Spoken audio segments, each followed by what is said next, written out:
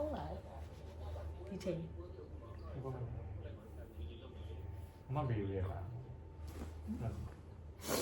မမေရရလား Hello ဒီချိန်ဖုန်းကောသူဆိုလို့ရှိရင်အိန္ဒိယကိုပထမဆုံးစားလာနေရနေပြီးတော့အခုဒီနေ့ဆိုရင်ပြန်တော့မယ်မနေ့ကဆိုပြန်တော့မယ်ပေါ့နော်မပြန်ခင်ရက်အထိသွားခဲ့လာခဲ့တဲ့ဟာလေးချင်းချုပ်ပြောပြပါမယ်ရင်းဆုံးပြောချင်တာဒီကိုလာမယ်ဆိုလို့ရှိရင်ဘာတွေတဲလာလဲဆိုတာစာရောပါမယ်ဒီမှာကဇလုံးတွေခွက်တွေဇွန်းတွေတောင်းရခက်ပါတယ်မပေးပါဘူးအဲ့တော့အဲ့ဒါတွေယူလာခဲ့ပါတစ်ခါသုံးခွက်လေးတွေကိုယ့်ဘာကိုခောက်ဆဲပြုတ်စားဖို့အတွက်ကိုခွက်လေးတွေပကံလေးတွေအဲ့ဒါလေးတွေထည့်လာပါပြီးတော့လို့ရှိရင်နောက်တစ်ခုကကြာပလက်ပေါက်တွေကဒီမှာအလုံးလေးတွေတောင်းတာပြနမူနာပြဝယ်ရောအစီအစဉ်လည်းမကြဘူးပြောနေတာ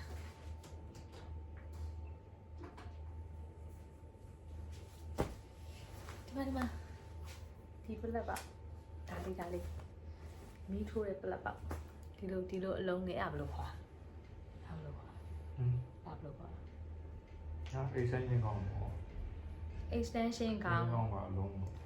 ဒီလိုအလုံးလေးဖြစ်တဲ့ဟာလေးကိုတည်လာခဲ့ပါဒီမှာရှိနေတဲ့ hotel တွေနဲ့စားတော့ဆိုင်တွေမှာဆိုလို့ရှိရင်တော်တော်များများအားသွင်းလို့ရပေမဲ့ဒီလိုပြားဆိုရင်သွင်းလို့အဆင်မပြေပါဘူးဒီလိုအလုံးလေးတွေပဲရှိပါတယ်သူတို့မှအများသောအဖြစ်ဒါကြောင့်မှအဲ့ဒါပေါ့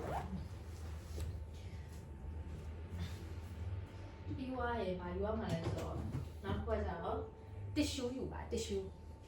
tissue လည်းရမ်းရှားပါရှားတော့မဟုတ်မပြီးပါဘူးစားတော့ဆိုင်တွေမှာလည်း tissue ရဖို့နည်းနည်းခဲရင်းပါတယ်တော်တော်များများ tissue မထားတာပါဘူးကိုယ့်ဘာကို tissue နဲ့ကိုသွားအကောင်းဆုံးပါပဲပြီးတော့နောက်တစ်ခုကကျတော့အိမ်သာမှာpublic toilet တွေပြီးတော့စားတော့ဆိုင်ဒီလိုကားခဏနားလို့ဝင်ရတဲ့ toilet တွေမှာဆိုလို့ရှိရင်တော့ရေခွက်မရှိပါဘူးရေခွက်မရှိဘူးဆိုတော့တို့ကဒီ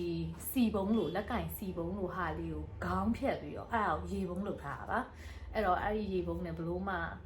အဲ့လိုအဆင်မပြေပါဘူးအလေးသွားမယ်ဆိုရင်ပို့ပြီးစိုးပါတယ်အဲ့တော့အဲ့ဒီရေခွက်လေးလည်းမရှိပါဘူးကိုယ့်ဘာကိုတစ်ခါသုံးရေခွက်လေးအဲ့ထဲမှာစောင်းတာပိုကောင်းပါတယ်ဒီပါရှိသေးတယ်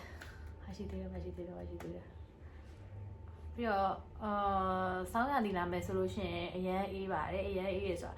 ကိုရီလည်းအဲ့လောက်မအေးတော့ဘူးထင်ပြီးတော့ဗောနော်ဒီရာသီဥတုကိုထင်သေးမိတာဆိုတော့အတိုတွေကိုယူလာတာတခုမှလည်းမဝေ့ဖြစ်ပါဘူး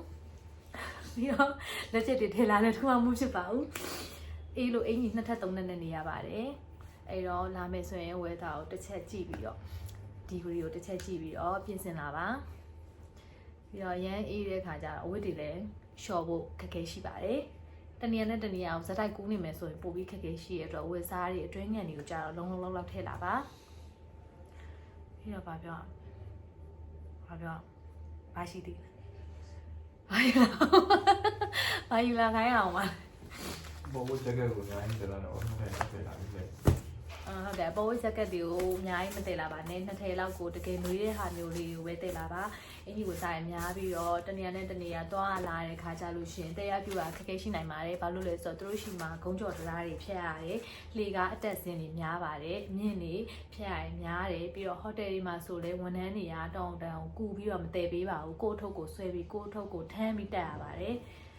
ကိုရရဲ့အထက်ကိုကိုယ့်ဘာကိုသွားရပါတယ်အဲ့တော့ပေါ့ပါနေပဲလာပါဒီရောက်မှဝယ်ဝယ်ပါ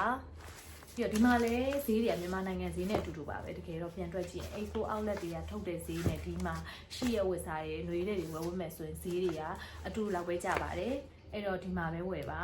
ဒီမှာဆိုဒီဇိုင်းတောင်ပုံများသေးတယ်ပြီးတော့လက်အိတ်တို့နားအုပ်တို့ခေါင်းစွပ်တို့ဆိုလို့ရှိရင်လည်းဟိုကနေပြီးဝယ်လာအထက်ဒီမှာဝယ်လို့ရှိရင်ကိုသွားမဲ့နေရာပေါ်မူတည်ဝယ်တာပို့ပြီးတော့ဒီဇိုင်းလှလှလေးရွေးလို့ရပါတယ်ဒါပေမဲ့ဈေးကိုတော့ဖြစ်နိုင်ရင်ထက်ဝက်မကစစ်ပါဟာနော်ထက်ဝက်မကစစ်မရပါနော်900လောက်ခေါ်လို့ရှိရင်200လောက်ထိစစ်ပလိုက်ပါပြီးတော့ရမရှိသေးတယ်ရင်တော့တွေ့တဲ့ဆိုင်မှာဝင်နေပေါ့ပြောနေရင်းဆုံးတွေ့တဲ့ဆိုင်မှာမွယ်ပါနဲ့ နောက်ထပ်ဆိုင်တွေကိုလေ့လာပါပစ္စည်းတွေကဆိုင်တိုင်းမှာရှိပါတယ်အဲ့တော့ကိုလက်ဆောင်ပေးခြင်းလို့ပဲဖြစ်ဖြစ်ကိုအတွက်တကွေတကားသုံးချင်တဲ့ပစ္စည်းပဲဖြစ်ဖြစ်ဝယ်မယ်ဆိုလို့ရှိရင်ဈေးတွေကိုသေချာကြည့်ပြီးမှဝယ်ပါဆိုင်နဲ့တစ်ဆိုင်နဲ့မတူပါဘူးဒါမှမဟုတ်ပေါ့ဒီဆေးဝါးတို့ရှာဝါတို့ခေါင်းလျှော်ရည်ရှမ်ပူတွေပါဝယ်ချင်တယ်ဆိုလို့ရှိရင်တော့သူတို့မှာကတ်စည်းလေးရှိကိုလိုချင်တဲ့ brand ကိုသေချာကြည့်ပြီးတော့ကတ်စည်းလေးမှာ expire နီးလို့ရှိရင်နီးသလိုဝင်းရင်ဝေးသလိုဈေးတွေကွာပါတယ်အဲ့ဒါလေးစစ်ပြီးတော့ဝယ်လို့ရပါတယ်ကိုကချက်ချင်းသုံးမယ်ဆိုတော့ဈေးသက်သာဝယ်ပေါ့နော်အဲ့ဒါကြတော့သူတို့ဒီGNG လိုမျိုး market အသေးလေးတွေဒီGNG တို့ ABC တို့ဟာလိုမျိုးလေးရှိပါတယ်အဲ့မှာဆိုလို့ရှိရင်ဈေးမှန်ပါတယ်အဲ့မှာဝင်ဝယ်ပါပြီးတော့TikTok မှာပြနေသလိုလေလမ်းမေးဆဆရည်လေညစ်ပတ်တဲ့ဟာတွေပါလေဆိုတာကလေတကယ်တော့အဲ့လိုရဲညစ်ပတ်တာမျိုးတော့မဟုတ်ဘူးသူ့နေရာနဲ့သူ့ရက်ကွက်နဲ့သူတန်တန်ပြပြလေးရောင်းကြတယ်ကောင်းကောင်းမွန်ရောင်းကြတဲ့နေရာလည်းရှိတယ်တချို့သူတို့ရောင်းတဲ့စားစာတွေအကုန်လုံးကဘယ်လိုပြောရမလဲလက်နဲ့စားမှာအားရတဲ့စားစာတွေဖြစ်နေတယ်အဲ့တော့တို့အတုပ်စုံရောင်းနေတဲ့သူတွေလည်းပဲပေါ့နော်အတုပ်ရောင်းလို့ရှိရင်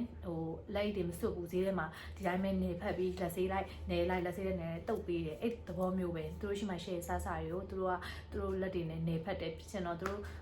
တို့တုံးနေရေတွေကလည်းအရန်အေးလို့လာတော့မပြောတတ်ဘူးရေနည်းနည်းနဲ့ပဲလက်ဆေးရမယ်ပေါ့အဲ့လိုမျိုးကြတော့ကိုစားခြင်းနဲ့စားစာကိုယ့်ဘက်ကိုတေချာစီစစ်ပြီးတော့စားပါနေရာတိုင်းတော့ညစ်ပတ်နေရမဟုတ်ဘူး